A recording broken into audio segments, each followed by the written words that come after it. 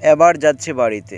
কোথায় যাব? চা বাগান পাড়ি দিয়ে এবার যাচ্ছি দেশের বাড়িতে। সিলেটের সুরমা নদী পাড়ি দিয়ে চলে যাচ্ছি বাস টার্মিনালে। তারপর এসে পড়ি বাস টার্মিনালে। তারপর এখান থেকে টিকিট কেটে নেই আল মুবারকা বাস পরিবহন।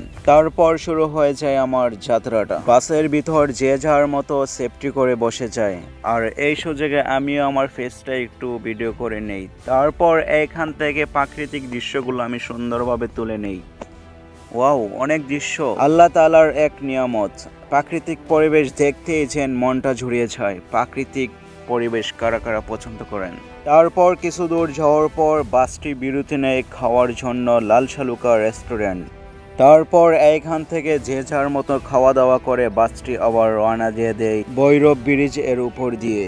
ওয়াও, এটাও দেখতে যেন এক অপূর্ব সুন্দর, মন জুড়িয়ে যাচ্ছে দেখতে। তারপর এখান থেকে আমরা আর কিছু দূর যাওয়ার পর সিলেট টু নরসিংদী এসে পড়ি। তারপর বাস থেকে নেমে আমি নৌকায় উঠে যাই। তারপর নৌকাটি এখান থেকে স্টার্ট করে দেয়। নৌকাটি স্টার্ট করা শেষে তারপর আমি আমার নিজের ফেসটা একটু ভিডিও করলাম। নদীতে চলাকালীন নৌকাগুলো আমি ভিডিও করলাম। তারপর আমি আমার গ্রামের বাড়িতে এসে পড়ি। তারপর সাথে সাথেই আমি নদীর পাড়ে এসে পড়ি। আর এখানে আমি বলতেছি, হাই গাইজ, সবাই কেমন আছেন? আমি আমার গ্রামের বাড়িতে এসে পড়েছি। তারপর নদীর পাড়ে একটু ফুর্তি করে চলে যাচ্ছি আমি আমার বাড়িতে। পরদিন সকালে আমি আমার চাচতো ভাই, ফুফাতো ভাই যা আছে সব ভাইদের সাথে একটু মজা করলাম। এই যে আমার চাচতো ভাই এখানে মোবাইল টিপতেছে। তারপর আমি বাকি ভাইদের কাছে চলে যাই। তারপর দেখতেছি আমার বাগনা এখানে ফ্রি ফায়ার গেম খেলতেছে, এটাকে আমি বলি ফ্রি পয়েন্ট। তারপর আমি এখানে গাছ কাটতেছি, খুবই মজা।